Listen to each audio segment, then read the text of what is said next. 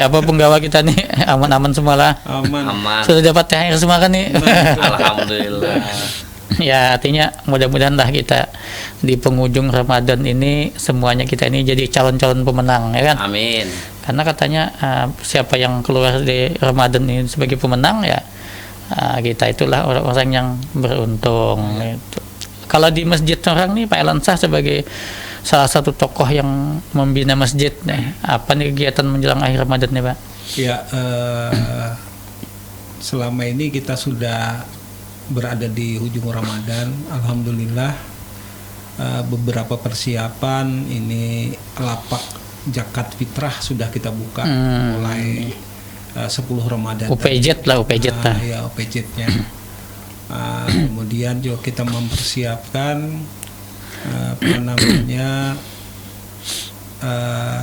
sahur bersama dengan tokoh masyarakat.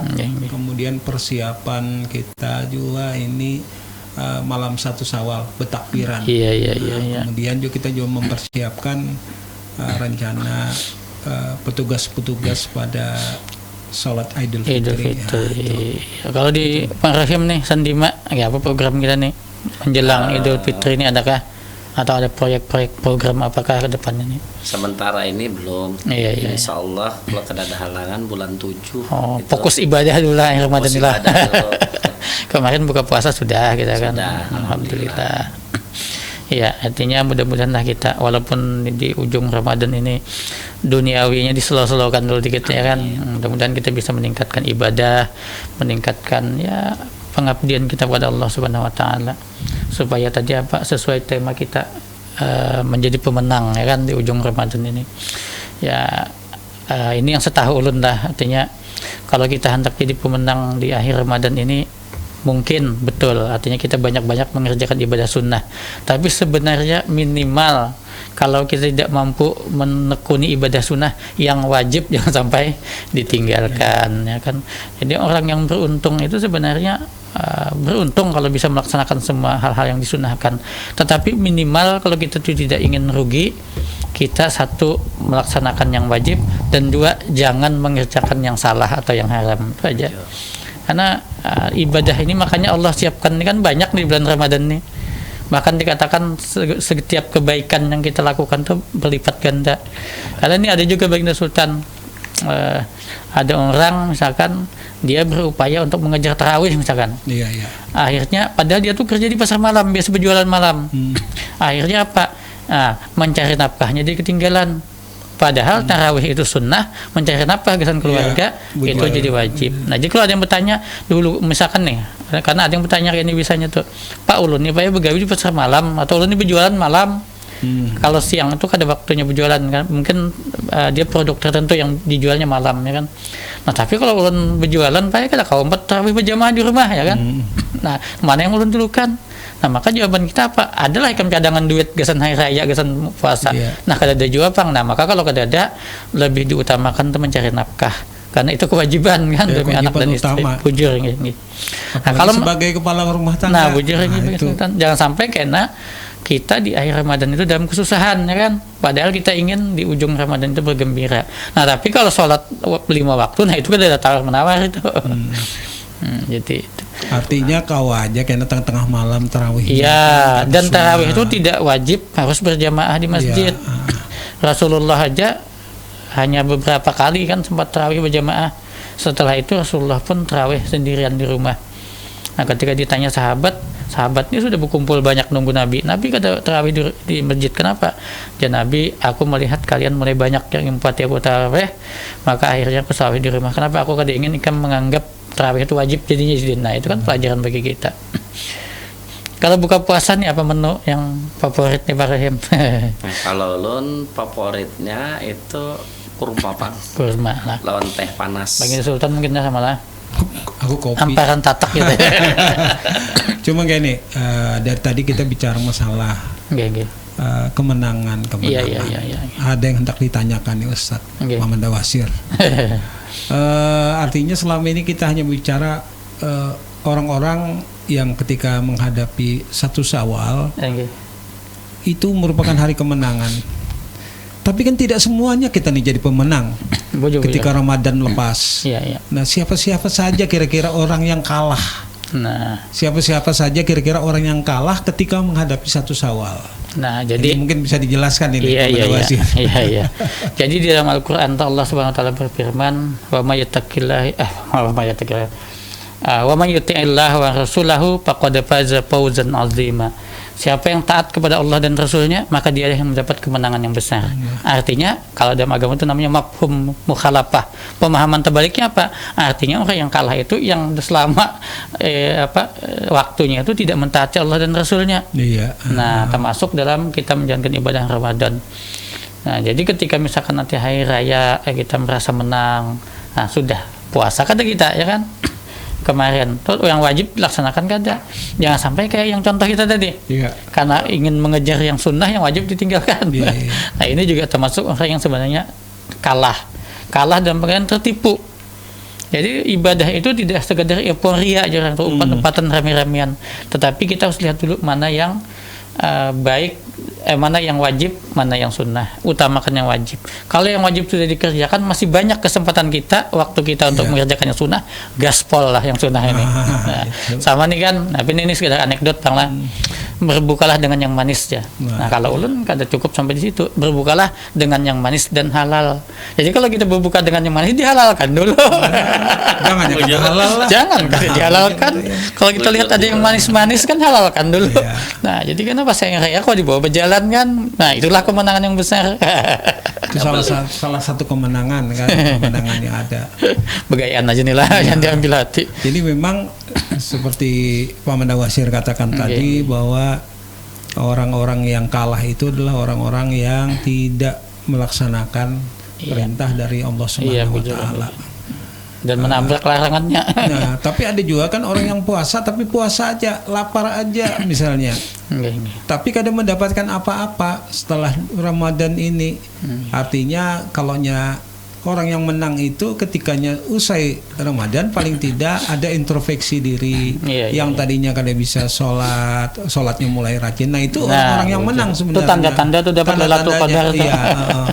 Misalnya dengan dengannya Ramadan ini menambah keimanan dan ketakwaannya kepada Allah Subhanahu wa taala. Inilah orang-orang yang menang. Nah, orang yang kalah itu adalah orang yang justru ketika bulan Ramadan, wah taatnya luar biasa. Berhemat lah. Habis Ramadan, Idul Fitri bebulik lagi. Habis lagi. Nah, ini adalah orang-orang yang kalah kalau menurut ulun nih lah. Bujur. Kira-kira bujur aja lah bujur itu. Aja. Tapi minimal itu lebih bagus daripada yang sudah Ramadannya kada digawi. Selesai Ramadan juga kada digawi, ya kan. Karena siapa tahu pas lagi rajin-rajinnya ibadah pas meninggal dunia. Maka dia mati yang husnul khotimah. Walaupun mungkin sudah kalau kada sampai ujung Ramadan selesai, gitu kan. Pak Rahim gimana nih ibadah lancar aja? Alhamdulillah, komplit alhamdulillah. Jadi kalau di penghujung tahun ini kan biasanya tradisi kita itu kita beritikaf di masjid. Nah, membaca Al-Qur'an, kemudian berzikir dan sebagainya, bersedekah dan sebagainya. Nah, dengan adanya itikaf ini di akhir-akhir ini, siapa tahu kita ini kan rapat rezeki ketemu dengan Lailatul Qadar. Betul. Bukan Laila Majnun lah. Kalau Laila ketemu terus kita dengan Lailatul Qadar. Betul bagian itu. Ustadz, apa kira-kira malam Lailatul Qadar tuh ciri-cirinya cuma apa lah kira-kira? Itu banyak panglah pendapat para ulama itu yang katanya pada malam itu sunyi senyap, ya kan? Angin tuh kada bertiup, macam-macam lah.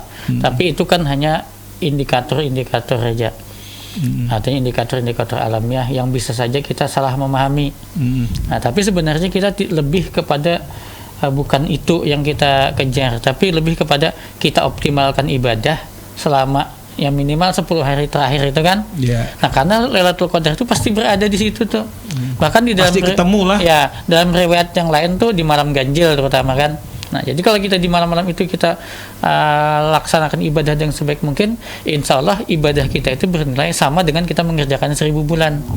Nah, adapun fenomena-fenomena mistik ya orang itu kan, ada yang melihat cahaya lah apa, itu relatif. Karena inti daripada Lailatul Qadar itu sebenarnya tadi itu khairun min alfi syahrin, yaitu malam yang di dalamnya kalau kita beramal kebaikan atau amal ibadah itu nilainya sama dengan kita mengerjakan ibadah 1000 bulan. Jadi lebih kepada nilainya. Lebih nilainya lah. Ya, adapun yang mungkin fenomena-fenomena ajaib yang kita temui itu yang relatif, mungkin tiap orang beda-beda. Makanya kan bisa aja kita pada malam itu misalkan pas kita keluar rumah, kita habis itu berzikir, merenungi ciptaan Allah, tiba-tiba lihat langit itu terbelah kah, atau kita lihat ada apa fenomena itu sesuatu yang tiap orang mungkin berbeda-beda. Tapi ketika kita tidak mengalami itu bukan berarti tidak mendapat Lailatul Qadar. Karena Lailatul Qadar ini sifatnya nilai kemuliaannya, bukan fenomena ajaibnya. Iya. Sama kalau kita di masyarakat sama ini kan wali Allah ya kan, walinya Allah, orang yang cintai Allah. Itu selalu kita identikan orangnya bisa hebat-hebat, bisa terbang lah, apalah. Apakah itu ciri-ciri wali Allah? Belum tentu itu. Ya, tapi ketika orang itu apa ada kawal pian. Ayo Pak Husin, ini Pak Husin bekesan kita nah. Ayo kita santai aja. Masuk aja. Kita berpandiran aja nih. Kita santai sambil bekesan aja. Ini malam-malam terakhir nih. Nah. Sama aja. Iya. Nah, sama kok kalah ke pian-pian nah. Kalah tinggian Siden. Bisa diukur kan? Apa kabarnya Pak Ridwan? Alhamdulillah sehat. Baik aja lah, alhamdulillah sehat aja. Ya, ini kita panjang tentang Pak, tentang Lailatul Qadar. Nah, jadi Lailatul Qadar itu belum tentu kita tuh mengalami keajaiban. Keajaiban itu hanyalah fenomena yang bisa terjadinya macam-macam bentuknya. Tetapi sebenarnya hakikat Lailatul Qadar itu adalah ketika kita beribadah pada malam itu, Allah catat ibadah kita tuh sama dengan kita gawi selama 1000 bulan. Bisa aja orang tuh kadang merasa dapat Lailatul Qadar kan, tapi kalau yang rutin tiap malam itu beribadah, bertahajud kah, baca Quran kah, pas malam itulah malam yang ditetapkan oleh Allah sebagai malam Lailatul Qadar, ya berarti dapatlah ya malam Lailatul Qadar itu. Nah, adapun ciri yang secara umum yang disebutkan para ulama, ketika orang itu di keluar Ramadan jepian tadi makin baik akhlaknya, mungkin makin baik kelakuan. Ini ada tanda-tanda nih berarti. Itu salah satu. Iya. Walaupun pada suatu malam misalkan nih misalkan yang begadang misalkan di pos kamling kan, tiba-tiba terlihat api karena cahaya di langit. Tapi begitu habis raya tuh tetap ngucil, tetap minum segala macam. Jangan-jangan yang terlihat tuh Lailatul Qadar, jin mungkin. Jin lagi berkelahi berpacaran di pohon dilihati, berpada dapat Lailatul Qadar. Jadi ciri yang paling penting sebenarnya mendapatkan Lailatul Qadar itu adalah ketika orang itu pasca Ramadan ini jadi lebih soleh, lebih baik. Nah, itu berarti perubahan pada diri sendiri. Nah, itu yang lebih penting. Jadi kita semua wajib berharap mendapatkan Lailatul Qadar, tapi kita tidak mewajibkan bahwa kita tuh harus mengalami keajaiban. Karena keajaiban yang sesungguhnya itu adalah ketika kita tuh menjadi lebih baik dari yang sekarang. Nah, itu hebat ya pertanyaan Baginda Sultan tadi. Itu kan pian juga melajari. Nah, kita kan masih bicara Lailatul Qadar nih. Di ujung bulan Ramadan ini. Ada ndak hadis yang mengatakan bahwa Lailatul Qadar itu berapa lama sih Lailatul Qadar? Apakah 1 jam, 2 jam, atau semalaman suntuk? Yang namanya Lail itu malam, jadi semalaman sampai waktu fajar. Sampai waktu fajar ya kan? Di dalam surah Al-Qadar itu kan gitu. Tanazzalul malaikatu waruh fihi turun malaikat dan para roh untuk menyelesaikan urusan manusia sampai terbit fajar kan ada itu. Berarti semalaman. Hatta matla'il fajar. Berarti Lailatul Qadar itu semalaman. Iya, artinya semalam itu penuh berkah. Semalam itu amal ibadah kita dicatat sama dengan 1000 bulan sampai terbit fajar kan gitu. Berarti kalau 1000 bulan itu luar biasa lah. Kalau ujar para ahli itu sekitar 80 tahunan lah. Nah, 80 tahun. Nah, karena umat Nabi Muhammad ini kan umurnya handap-handap 63 rata-rata. Nah, jadi artinya Allah berikan itu sebagai ganti yang membandingi umur umat sebelum kita. Umur kita 70 tahun atau 75 tahun dapat Lailatul Qadar. Berarti kaya bujur sudah kita tuh lah. Ya, insya Allah. Makanya ya investasi bujur. Investasi di akhirat. Nah, itu. Bonusnya ganal. Nah, tapi kan sama kayak kita berbelanja itu kan, walaupun bonusnya ganal, tapi kalau yang barangnya kada dibeli kan kada dapat bonus kita. Jangan hendak bonusnya aja. Nah, sama kayak kita beribadah ini. Kalau ibadah wajib yang kita gawe berharap yang bonusnya aja. Kan sama tuh yang man qama ramadhana imanan wa ihtisaban ghufira lahu ma taqaddama min dhanbihi. Siapa yang melaksanakan ibadah Ramadan itu dengan iman dan penuh berharap kepada Allah, maka akan diampuni dosanya di masa yang telah lalu. Nah makanya syaratnya itu digawe yang wajib-wajibnya ini dulu. Bonusnya itu kadang-kadang itu bonus saja lah. Bonus. Cuma bonusnya bisa ganal daripada yang hadiah utama, yang wajibnya. Artinya kalau umur kita 80 tahun, berarti kita bisa menemukan Lailatul Qadar itu 80 kali bisa, enggak? Nah itu kalau ketemu terus. Nah, tapi insya Allah asalkan setiap malam itu ibadah, insya Allah pasti ketemu tuh. Pasti ketemu Bang. Cuma masalahnya kan kita kadang-kadang kada fokus. Pas tekanaknya malam ini ngantuk bener ya kan, guring gitu. Nah makanya kenapa dianjurkan itikaf di 10 malam terakhir itu. Karena itu ibadah kita tuh berjagaan doang. Nah, tapi kembali tadi Baginda Sultan, masalah ibadah-ibadah sunnah di bulan Ramadan ini, jangan sampai kita mengutamakan yang sunnah, yang wajib-wajib ditinggalkan. Kayak tadi kan kisahnya ada kayak kisah tadi orang nih begawi di pasar malam, berjualannya malam aja, siang kan ada usahanya. Nah tapi karena hendak mengejar ibadah sunnah, akhirnya kada begawi tapi sibuk ke masjid aja. Akhirnya pas hendak kaya raya, anak bini kada ada makanan, kada ada baju, kada kebayar fitrah. Nah itu salah juga. Karena mencari nafkah itu kewajiban. Sementara tarawih itu kawa ditunda. Kada kawa 4 tarawih di masjid, bulik tarawih di rumah bisa. Kada kawa 20 rakaat, kan berapa rakaat kah? 11. Nah 11 kah, atau karena kada ada yang setahu ulun lah. Artinya ulama itu macam-macam kan, ada yang 8, ada yang 20, tapi kada ada yang membatasi. Karena sejak zaman Nabi itu semua digawi orang. Bahkan sahabat itu ada yang sampai 30. Kalau kita kan di Samarinda ini paling maksimal 20 kan. 20. Bahkan ada sampai 30-an. Tapi jarang-jarang juga sudah masih tradisional aja biasanya sampai 20 itu. Iya, kebanyakan biasanya kalau sudah di kota-kota ini kelihatannya sudah yang 11 tuh Bang. Iya, tapi gak ada masalah, yang penting kualitasnya kan. Jangan juga berbanyak-banyak tapi kayak nang di TV tuh. Wah, Allah Akbar. Kada ada tumak ninahnya, bacaannya kada jelas juga kan.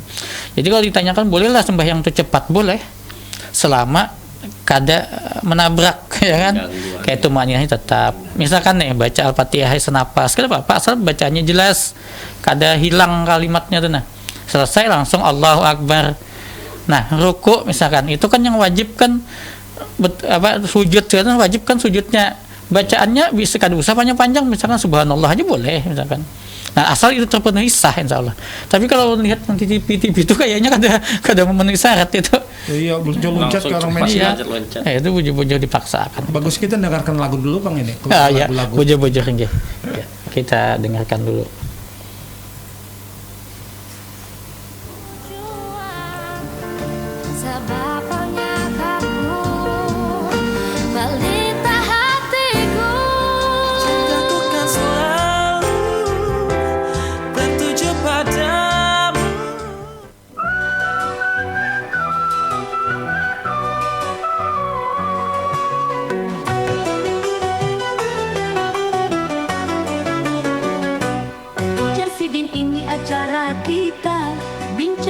Seputar budaya, Sultan Elansyah yang jadi pembicara bersama wazir yang bijaksana.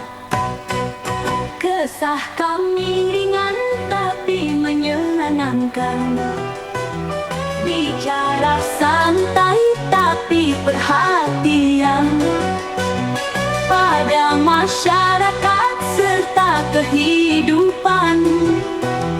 Kearifan lokal kita lestarikan. Mari warga kota pusat peradaban, kita bersama membangun masa depan, menggapai ilmu serta kesejahteraan demi anak cucu dan keturunan. Radio Bas tempat kita berbincang agar jiwa dan raga jadi seimbang, membahas hidup dan kehidupan kota tepian yang penuh kenangan.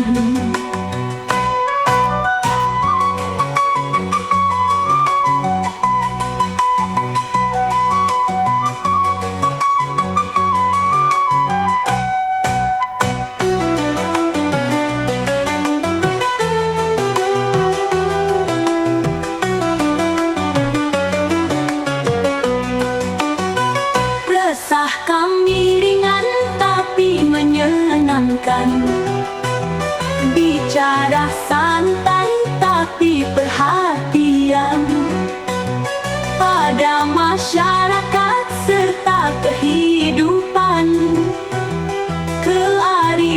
kearifan lokal kita lestarikan.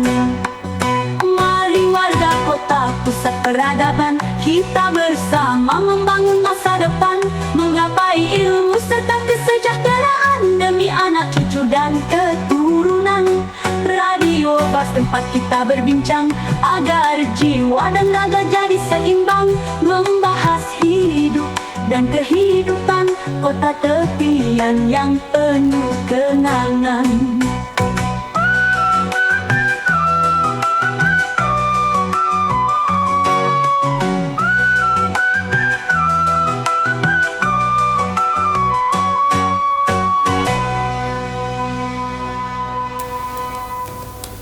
Ya, ini kita balik lagi nah.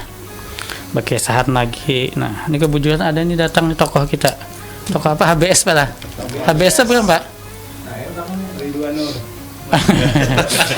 Jadi beliau ini ada salah satu tokoh. Karena Sidin tadi lihatnya ada yang datang bertopi anu ini Sidin merebut tahta Sidin. Komunitas Oh, komunitas kah? Ya. Nah, jadi ulunnya ada mah nak untakun Sidin ini. Karena Sidin ini kan foto okay. Jadi karena Sidin ini tokoh kita yang lawas di Samarinda nih, ulun ini hendak takun Pak Ridwan Husein nama Sidinnya lah. Ini masyarakat Samarinda kada ada yang kada tahu nih, mulai pejabatnya, pemerintahnya, gubernur, wali kota semua tahu dengan Sidin. Teman hendak utakunkan nih kayak apa pengalaman bahari itu nah. Kalau Ramadan di Samarinda nih, mulai dari kebiasaan kita di Samarinda sampai kebiasaan kita bahari raya tuh Pak. Mungkin bisa dikisahkan Pak. Zaman dulu kan istilahnya itu kalau di bulan puasa biasanya di Samarinda itu, apalagi di kampung HBS itu. HBS itu apa Pak? Kampung HBS itu kampung Samarinda yang pertama-tama. Yang ada di Samarinda itu kampung HBS itu. Karena saudagar waktu itu. Walaupun kada semuanya saudagar di sana kan. Misalnya yang Umar Barak yang saudagar di situ. Nah, jadi kalau puasa itu zaman dulu itu, zaman kita masih halusan itu, bahari itu biasanya kalau di rumah itu mau wadai atau apa itu bergantian mengantari setiap itu sudah kebiasaan tradisi. Jadi karena mengantari rumah sebelah, karena rumah sebelah kita mengantar pulang ke sini. Jadi sama itu terus gitu kan.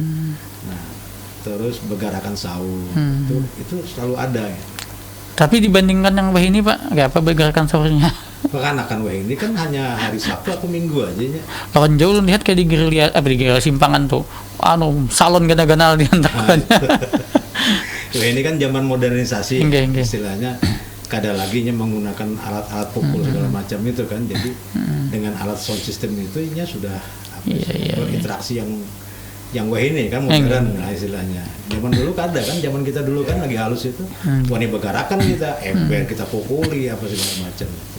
Nah itu kalau misalnya di hari raya juga kadang-kadang kan kuitan ini orang tua kita lah istilahnya membawa kita ini ke keluarga-keluarga. Ini kan kekanakan kada mau. Nah ini Pak Enang ini. Kekanakan ini kan kada mau ya. Ini ada mencari ampau aja nih. Iya kan. Ini kan karena kan materi semua jadinya. Jadi maunya dibawa-bawa. Jadi mungkin rasa persaudaraan itu juga sudah mulai kurang. Jadi makanya kekanakan ini kan kalau kita misalnya ada kemantenan atau apa, ada yang meninggal, anak siapa kan? Kita kan anak siapa kan? Kalau dulu kan ada pasti kenal. Contohnya saya aja misalnya kemana misalnya keluarga kenal semua sudah. Iya. Karena kuitan hari itu membawa kita mengenalkan ini anakku nah. Iya. Ini anakku. Jadi kita kenal. Dipatuhkan. Gitu. Jadi sepupu-sepupunya. Iya, sepupu-sepupunya, merinanya siapa tuh. Behiritan itu bahari itu. Jadi banyak keluarga yang di Samarinda seberang, kita bertambangan. Iya kan. Nah, salah satunya lah itu. Mengakrabkan tali silaturahimnya di saat bulan puasa sampai hari lebarannya gitu. Kalau tradisi Bang yang pengen lihat nih adalah yang berubah dari segi makanan bahari dengan ini. Tradisi kalau bahari itu kita bulan puasa ya takjil itu ya. Misalnya makanan wadai-wadai dulu. Wah ini kan kada lagi sudah. Kada semuaan rumah tangga itu menyediakan wadai. Wah ini kan berubah nasi segala macam menunya segala macam. Nah jadi kalau dulu Kuitan itu atau orang tua dulu menyediakan wadai dulu, kurma, wadai, itu sembahyang, baru habis itu makan. Baru makan ya. Oh ini kada langsung makan nasinya langsung disuruh sembahyang karena dulu jangan nasi. Nah, ya kan? Iya. Jadi kita kalah dengan kekanakan ini. Bujur lagi. Jadi kalau kita dulu kita diatur oleh kuitan itu supaya ada agamanya, iya kan? Wah ini kita kalah dengan anak sudah. Iya kan? Dan juga mungkin Pak kalau merasakan ini di ulun Bang lah.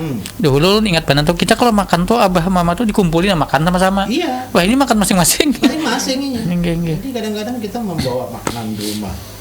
Nanti aja makan gitu ya kan. Sudah masih kenyang. Ya kan yang sudah buka apa segala macam kan yang makan yang nyaman sudah. Iya bujur. Kadang-kadang kada seleranya kalau kita dulu apa dimasak kuitan kita makan gitu. Iya. Wah ini kada. Kita masak ini lah kada seleranya ini GoFood. Iya kan? Tinggal pencet lah. Iya. Karena aplikasi banyak yang dan makan kada sama-sama. Kamarnya buka kan.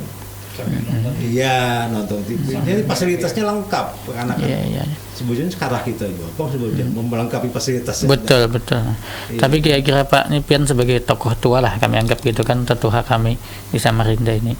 Adakah ada saran-saran nih kesan pejuang-pejuang budaya nih supaya kita bisa melestarikan budaya-budaya terutama yang baik-baik tuh nah. Iya, sebetulnya kan dari pihak pemerintah kota lah. Sebetulnya kan kebudayaan kita ini banyak sebetulnya, ya kan, Sandima, Mamanda, ya kan itu, Tingkilan, itu sebetulnya harusnya difasilitasi oleh pemerintah kota, istilahnya dinas kebudayaan lah paling tidak. Jangan sampai misalnya dari luar daerah misalnya Jogja, kadang-kadang kan ada yang datang makan angklung itu kan jalan itu. Nah itu kan mengganggu juga sebetulnya, mengganggu arus lalu lintas. Orang anak membari kan pasti turun dulunya nih. Nah kalau itu ke pemerintah kota bisa memfasilitasi, kan kita banyak nih wadah. Citra Niaga ada panggung. Oh iya betul. Teras Mahakam, Teras Samarinda ada panggung, iya kan? Museum tuh lah. Iya museum Samarinda ada panggungnya. Itu seharusnya diinventarisir. Yang peminta-minta nyamen dengan musik dengan apa tabuhannya itu kan. Iya musik jalanan itu lah. Kita berikan fasilitas di situ. Ini kan silakan minta-minta di sini misalnya. Masyarakatnya ini kan terhibur juga dengan apanya bagus tampilannya kan. Contoh di Jogja aja, di Malioboro itu, ini tampil di situ masyarakat nonton. Nah, kita orang Samarinda kada sombong ya, 10.000 bari, iya kan? Tapi kita merasa senang kan, merasa terhibur apa dengan permainan yang bagus. Nah, Samarinda harusnya kayak itu. Kita ada fasilitasnya. Ya, Teras Samarinda ini kan dibangun untuk masyarakat berinteraksi di situ, komunitas di situ. Nah ada, gunakanlah itu salah satunya untuk merangkul kebudayaan daerah, baik itu daerah Jawa kah, Samar, Kutai, Banjar, apa segala macam itu bisa di situ tampilkan. Seharusnya dinas kebudayaan ini merekrut gitu nah. Itu lawas sudah aku bicarakan itu dengan Pak Adriani waktu itu kan kebudayaan Aat ya kan. Wah ngalih ini Pak ini. Juga kadang ngalih sebujurnya. Bisa kalau mau. Asal mau. Kita kan usah mengeluarkan dana, memfasilitasi malah. Kita fasilitasi aja. Ini silakan mencari gitu. Jangan sampai ini keliaran kemana-mana ya kan. Dan juga mungkin ini Pak, mungkin juga perlu dibuatkan regulasi kan. Karena misalkan kalau dinas mengadakan itu orang boleh nyumbang bayar itu kan, mungkin diolahkan regulasi supaya seniman ini kawat juga dapat dari itu kan ya. Iya, maksudnya kan dari misalnya Sandima tampil di situ, nah andap aja kotak di situ kan orang sedekah lah istilahnya kan. Operasional kita ya kan. Jadi ya istilahnya pemerintah kada perlu mengeluarkan dana sebetulnya. Itu salah satunya kita meningkatkan atau namanya membangkitkan gairah kebudayaan yang ada yang di Samarinda itu kan. Oh ya, ini kembali Pak ke tadi masalah Ramadan dan budaya kita makan segala macam itu kan. Nah, mungkin kalau ke arah itu kayak apa Pak? Artinya upaya yang bisa kita lakukan untuk mengembalikan kebiasaan. Ini kan masuk bagian budaya juga nih kan. Kebiasaan-kebiasaan yang bagus tuh nah, yang kayak kearifan lokal itu. Iya, istilahnya model kayak pasar Ramadan kan. Itu kan budaya sudah dulu itu sudah ada, tapi sekarang kan sudah terpencar-pencar karena luasan daerah sudah luas gitu kan. Jadi masing-masing kalau dulu terfokus kita misalnya di Masjid Raya atau di Masjid Niaga dulu kan di situ. Semua di situ. Terkumpul di situ semua. Nah, itu salah satunya bagus juga sebujurnya. Iya. Istilahnya itu kita berinteraksi dengan masyarakat yang ada, yang kada kenal jadi kenal. Kadang-kadang yang kada lawas berpuluh tahun kita berdapat di situ, ya kan, pertemuan, ya kan. Nah, itu salah satu budayanya silaturahimnya di situ. Tapi kalau dengan adanya sekarang ini, ya kan masalah juga sebujurnya kan, karena wilayah-wilayahnya kan sudah terpencar-pencar gitu. Tapi kita memudayakan di rumah tangga itu di saat puasa ini biasanya kebersamaan itu masing-masing keluarga lah. Jadi buka bersama di rumah, terus sahur. Pasti sudah sahur itu kan pasti sahur bersama. Nah, ini kan anak kan begawi, kuitan begawi masing-masing. Kada pernah berdapat. Iya kan? Nah, jadi dengan adanya Ramadan, kita buka bersama di rumah, sahur bersama di rumah. Nah, itu akhirnya terkumpul, dan kumpul itu kita berbicara, berkesahan. Nah, itulah salah satunya menumbuhkan rasa kebersamaan di keluarga kita seorang dulu gitu. Iya. Nah, ini ke Pak Elan lagi. Kalau ini Pak, kan seperti disampaikan Pak Ridwan Husein tadi, apa-apa yang di dalam Ramadan ini kan banyak hal-hal yang menyangkut kebersamaan, terus munculnya lagi budaya-budaya kita yang makan makanan tradisional gitu macam nih. Nah, apakah hal-hal positif di Ramadan ini kira untuk bisa diwujudkan ke setelah Ramadan ini bagus nih kayaknya lah? Ya, jadi apa pendapat Pian nih? Itu bagus lah. Kan tradisi yang memang harus kita pertahankan. Iya. Karena selama ini kita kan hampir kehilangan masa lalu. Nah, jadi, betul. Masa lalu kita tuh hilang karena modernisasi. Tapi kita tidak bisa menyalahkan teknologi juga kan dengan kondisi dan kondisi. Seharusnya teknologi itu justru bisa mendukung kearifan-kearifan lokal kita. Dengan adanya media yang sekarang ini yang luar biasa lewat sana. Cuma kan jadi permasalahan sekarang kan pelestari tradisi ini kan tinggal segelintir manusia yang ingin peduli aja. Bahkan hampir tidak ada. Nah, inilah yang membuat bahwa kita juga tidak boleh bisa menyalahkan generasi sekarang, karena memang untuk mendapatkan informasi tentang tradisi itu sangat minim. Nah, jadi kita kan yang tua-tua inilah bagaimana caranya kita bisa menginformasikan. Nah, informasi ini kan dalam bentuk seperti katakan Pak Ridwan tadi, mungkin dengan pentas-pentas seni dan sebagainya. Itu kan masa tradisi kita yang harus kita pertahankan dan kita pelihara. Itu bisa menyampaikan informasi. Iya, betul. Informasi tentang kuliner kita, kemudian tradisi kita, tradisi nenek moyang kita ketika kita menghadapi Ramadan dan sebagainya. Banyak di sana. Baik itu permainan saat Ramadan, kulinernya, budayanya, syiar Islamnya, luar biasa sebenarnya kalau di negara. Nah, cuma kan dengan keterbatasannya sekarang ini orang lebih banyak berbicara masalah, tidak hanya berbicara masalah tradisi, tapi orang lebih mementingkan finansial sekarang ini. Jadi itu menjadi nomor sekian gitu dalam masyarakat kita. Sementara yang tua-tua kita ini kan banyak yang sudah juga hampir tinggal kayak Pak Ridwan tahu lah masa lalu. Tapi kalau angkatan-angkatan kayak Pak Rohim ini, misalnya angkatan 80-an, 90-an, mungkin tradisi yang tahun 60-70 kada tahu beliau kada informasi. Ulun aja lah yang generasi 70-an aja masih banyak hal yang baru dapat dari baru info dari sini. Makanya tradisi misalnya bergarakan sahur itu tradisi kita, selikuran dan sebagainya. Ingat Bahari itu juga mencari damar kalau nak bulan Ramadan ini. Damar itu dibakar di muka rumah Bahari kan. Nah, melatih kayaknya hidup itu salah satu obor. Nah, ini ulun bertakon dengan pian yang tua-tua nih terutama. Kalau tradisi bemerconan itu memang mulai Bahari kah? Kada juga semestinya itu. Kada juga karena itu kan orang tua Bahari itu kan mengajarkan kita jangan istilahnya membuang-buang duit. Itu kan membuang-buang duit. Bujur, okay. Nah, itu kada identik lah sebujurnya dengan agama kita Islam. Itu kan membuang-buang itu mubazir jadi. Betul. Ini baik itu digunakan untuk menukar makanan misalnya apa. Ini mercon itu kan budayaan dari Tiongkok lah istilahnya, kan? Dari Cina. Kalau budaya kita Beladuman. Beladuman ini bahaya jujurnya. Bahaya aja. Kaning habis. Kaning habis, bulu mata habis. Tapi ketujuh aja masih terus. Nah itu kan hampir kada lagi main di sudah. Kalau ulun bahari itu ingat bang, kalau merconan tuh di mare abah benar bang. Tapi kalau Beladuman masih dibolehkan tiden. Boleh kan?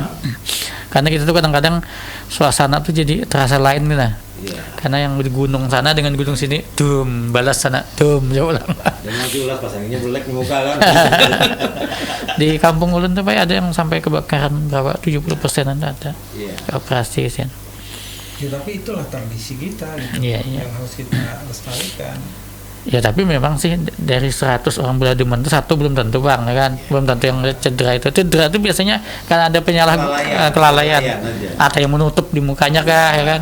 Atau api membulik kah? Iya. Ya kan? Kadang-kadang tuh. Tiap dulu baru dia Iya. Pak Rahim pernah lah, kena itu, kena api itu. alis habis ya. Sing nek. Beladuman. Bawa sate langsung lah. Nah ini juga Paman Dawajir. Pas kebetulan juga ini kan betul apa yang dikatakan Tuhan kita ini lah, senior kita. Tapi sekarang sudah kita mulai galakan lagi permainan tradisional. Iya. Kayak main apa itu engkrang, apa yang bakiak ya? Bakiak sama ketekan apa? Setahu ulun di sini kita ada enggrang, di sini tuh apa ya, tungkau. Tungkau namanya. Nah itu di rumah adat sudah mulai nih. Udahlah. Dan selain itu juga betul apa yang dikatakan tetua kita. Ini kita insya Allah ada halangan bulan 7 itu ada SCF. Apa itu SCF? Samarinda Kultur. Oh, Situ, nah ini bagus. Yang adat-adat dulu pernah kita lakukan dulu. Banjar Kutai Dayak sudah penampilan, silakan nih nanti ke depannya lagi yang daerah lain lagi. Nah tapi tolong nih Pak Rahim lah, ada pesan ulun kalau bisa sampaikan dengan Bos Pian. Kalau mengadakan itu undang yang tua-tua. Nah jadi ada nuansa tradisional itu bujur-bujur terasa. Jangan kita pemerintah mengadakan acara kultur segala macam yang diundang generasi Z semuaan kan. Iya. Ya mungkin bisa di situ kan dimasukkan sesi yang orang tua berkisah. Itu akan terasa nostalgianya ulun yakin.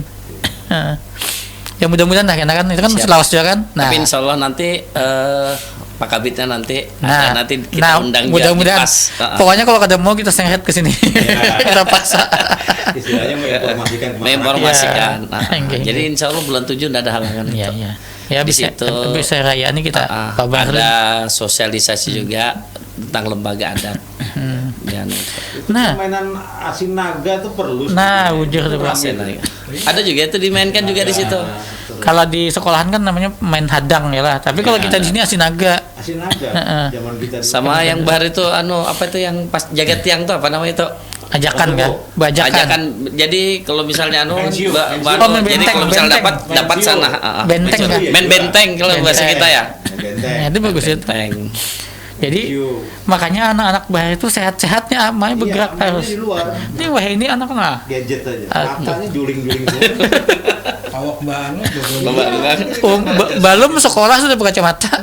Kalau kayak kita ini kan masih udah umur 50 ke atas tuh kacamata biasa aja. 60-an lebih sudah. Nah, kan ini 5 tahun udah berkacamata. Siannya. Kemana kan ulun tuh orang ada orang lain, Pak. Nah, jadi mudah-mudahan lah karena Pak Rahim lah bisa nih tua-tua diundang. Insyaallah nanti pas nanti ada waktunya yang tepat biar Kabit Kebudayaan nanti. Iya, karena pokoknya kalau sidin ke sini kita todong. Kita tuh bisa jadi rangkul. Bisa juga. Ya, sidin tuh termasuk banyak satu sama juga itu beliau itu. Ada membukukan lagi sidin lah, ada bukan sidin. Tentang budaya itu kan ada. Tentang Samarinda. Ya, itu luar biasa. Luar biasa kreativitas beliau itu walaupun umur beliau itu sudah hampir 70 kan lebih. 70-an tapi karya-karyanya sudah semakin berumur kelihatannya semakin mantap. besar. Nah, kalau kita bicara makin berumur ini kita coba makin bermalam. Sebelum kita di sesi terakhir kita dengari dulu mungkin yang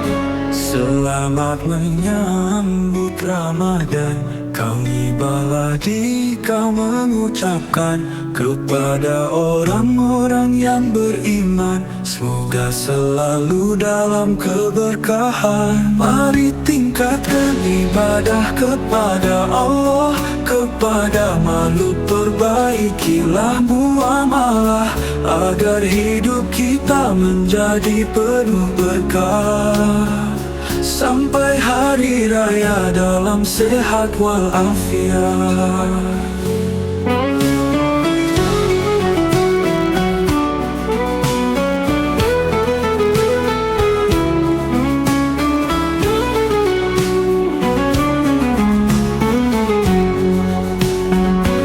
Selamat menyambut Ramadan, kami Baladika mengucapkan kepada orang-orang yang beriman, semoga selalu dalam keberkahan. Mari tingkatkan ibadah kepada Allah, kepada makhluk perbaikilah muamalah, agar hidup kita menjadi penuh berkah, sampai hari raya dalam sehat walafiat.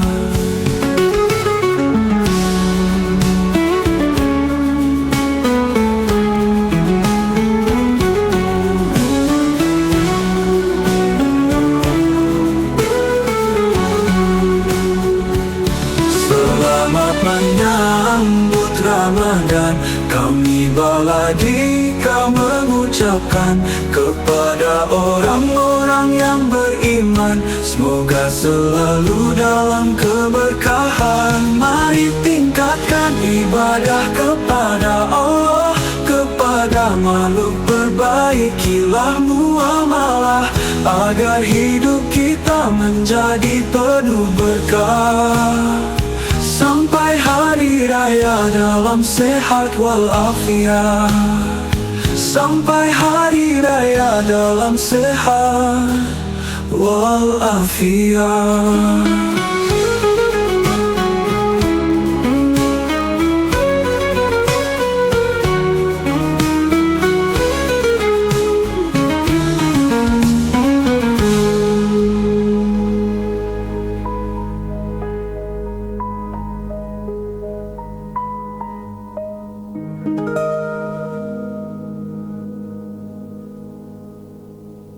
Ya, alhamdulillah nih. Alhamdulillah, nah, kita kembali ini di sesi terakhir ini.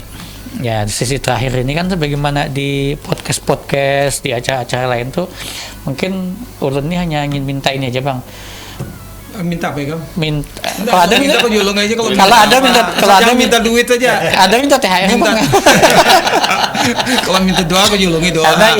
Karena ini kan sesi terakhir di bulan Ramadan ini. Episode terakhir bulan Ramadan sebelum kita memasuki setelah Ramadan ini. Nah, jadi mungkin Ulun memang minta THR kepada pian-pian, tapi dalam bentuk tausiah ya Pak, petuah. Nah, itu minta mulai dari Pak Ridwan, mungkin apa yang ingin disampaikan menyangkut budaya kita dan tradisi-tradisi positif di tempat kita ini. Mungkin ya petuah, ya harapan, apa yang disampaikan. Setelah itu Pak Lansa, lalu terakhir Pak Rahim. Ya, terima kasih Pak Sabi atas waktunya. Mungkin itu aja sebenarnya kan dari Dinas Kebudayaan atau Dinas Kependidikan Kota. Itu saya mengharapkan sekali, lama sudah itu saya harapkan dulu zamannya Pak Jaan waktu itu, ya sampai saat ini juga nggak ada realisasinya gitu. Nah, mudah-mudahan lah yang saat ini, karena saya lihat wali kota sekarang ini kan punya imajinasi dan punya daya seninya tinggi kelihatannya. Karena semua bangunan itu kelihatannya ada seninya. Baik pasar pagi yang dibangun, terus teras Samarinda itu cantik gitu kan. Nah, itu ada seni-seni daya tariknya nih. Nah, mudah-mudahan kedepannya nanti ini semua pelaku-pelaku budaya, baik itu Tingkilan, Madihin, Sandima, Mamanda, atau teater sekalipun, itu bisa dirangkul atau dari pengamen-pengamen jalanan itu difasilitasi aja, difasilitasi, diberikan tempat wadahnya gitu. Karena kita sudah ada semua gitu kan. Teras Samarinda ada, Taman Samarinda ada, panggungnya kan di depan museum itu kan. Nah itu kan tidak pernah dipakai itu sebujurnya. Sampai hancur itu. Sayang gitu loh. Betul. Nah, Citra Niaga sekarang sudah bagus, ada panggungnya. Silakan kita bermain di situ. Nah, jadi masyarakat ini perlu hiburan. Samarinda ini kan perlu hiburan sebujurnya. Kebakaran aja rame di tahunnya. Iya kan? Nah, jadi kalau ada itu, kemungkinan masyarakat juga akan tertarik untuk menonton dan secara finansial mereka menyumbang. Kada perlu pemerintah memberikan fasilitas segala macam, cuma memberikan tempat saja. Mungkin itu aja untuk seni budaya kita yang bisa ditumbuhkan oleh pemerintah kota ya. Diberikan perhatian ininya gitu, diberikan perhatian. Jangan sampai inya keleleran kemana-mana kan, akhirnya mengganggu jalan arus lalu lintas segala macam. Satpol PP lagi yang bergerak nangkapi segala kan, mengamankan segala macam. Kesian juga Satpol PP kan, bahagan itu kan. Iya, kesian. Dihargai pepadaan juga. Iya, ya, kalau yang diberikan ruang, tempat, otomatis ini berinteraksi dengan masyarakat di situ. Betul. Nah itu aja mungkin Pak Sofi, terima kasih. Kairan mungkin. Ya. Kenapa? Jadi yang pertama adalah karena judulnya Bincang Spesial Ujung Ramadan. Ya. Semoga di ujung Ramadan ini kita bisa meningkatkan keimanan kita, ketakwaan kita, dan bisa melaksanakan ibadah kita dengan baik sehingga kita di 1 Syawal menjadi pemenang seperti kita bicarakan tadi. Nah kemudian budaya-budaya Ramadan ini tentunya perlu kita lestarikan. Ya. Kadang-kadang memang kalau kita banyak memberikan kepada masyarakat, memberikan masukan kepada pemerintah, kadang-kadang terlalu banyak muntung biar. Nah ini jangan sampai ada. Sebenarnya kita tuh ingin bahwa fasilitas yang diberikan oleh pemerintah walaupun tidak bisa memberikan dalam bentuk dana, itu fasilitas. Tempat itu kan misalnya kayak seperti dikatakan tetuha kita tadi, Bung Ridwan tadi, bahwa kayak diberikan wadah, misalnya diundang untuk mengisi sesuatu, siapkan sound systemnya di sana, iya kan, siapkan panggungnya di sana, lampunya, panggungnya sudah ada, lightingnya siapkan. Inilah wadah hikam, bubuhan hikam terserah aja, malam minggunya betingkilan nggak di sana, bejepenan nggak apakah, artinya berikan tempat wadah dan ruang sehingga jangan sampai seni-seni zaman bahari ini tenggelam dimakan bumi. Akhirnya menjadi bangsa kita ini bangsa yang kehilangan identitas dirinya. Kita tahu bahwa identitas itu adalah salah satu ciri khas daripada kebudayaan Indonesia. Jangan sampai kita ini musnah kebudayaan kita, identitas kita. Apalagi untuk generasi-generasi muda. Saya kira itu, Bung. Kita dulu Pak Erlangga, teater itu kita semua memfasilitasi diri diri kita sendiri. Kostumnya, actingnya, panggungnya, semua kita gawe seorang. Ya, memang alih di zaman Konoha ini kan. Kita ada mengharap dengan pemerintah gitu. Iya. Kita tetap eksis gitu kan. Eksis yang penting. Ya. 70-an, 80-an itu kamu tetap eksis. Mudah-mudahan lah suara kita ini didengar oleh pemerintah. Isi acara kita ini dengan honor 40.000. Iya, kita terima aja. Selama ini juga kan, hunting di Samarinda. Balikpapan Baring yang di gunung itu. Iya, di Gunung Duk itu. Nah, kita jalani aja, tapi kita happy gitu kan. Iya. Apalagi misalnya ada fasilitas seperti ini kan. Fasilitas lah yang paling fasilitas itu kan sudah mendukung lah jalan. Kalau kita lewat di jembatan baru itu kan ada taman kalau di sebelah sana tuh kan yang dibangun oleh pemerintah. Ada buah-buahannya banyak dah. Iya. Sampai ada ulat bulunya baru.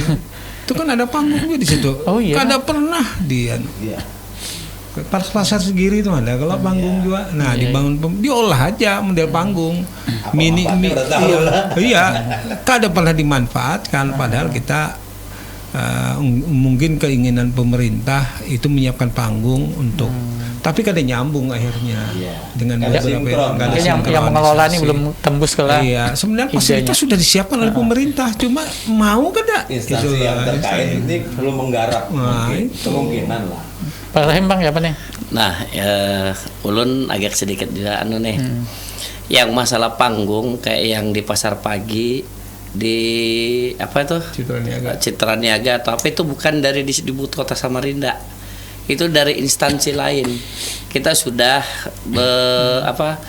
koordinasi bagaimana kita bisa masukkan seniman itu di Citra Niaga.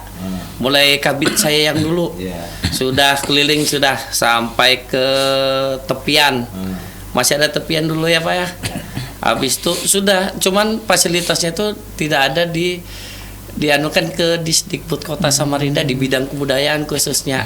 Jadi kita mau menyiapkan panggung itu tadi bukan tanggung jawab kita. Yang untuk ini misalnya ini ada sedikit Disdikbud Kota, ada sedikit perannya bisa menampilkan panggung di mana ini lain anunya. Nah, insya Allah bulan 7 itu dari Disdikbud Kota di rumah adat itu kan kita ada yang SCF tadi itu siapa yang mau tampil bisa di situ. Kita kan lembaga adat atau apa, dia mau menampilkan apa bisa. Itu aja. Tapi rumah adat itu kan tidak ruang terbuka untuk masyarakat. Betul. Itu kan yang di Kadruning itu kan? Iya betul. Nah itu. Dan itu juga agak sempit saya lihat itu lokasinya itu kan.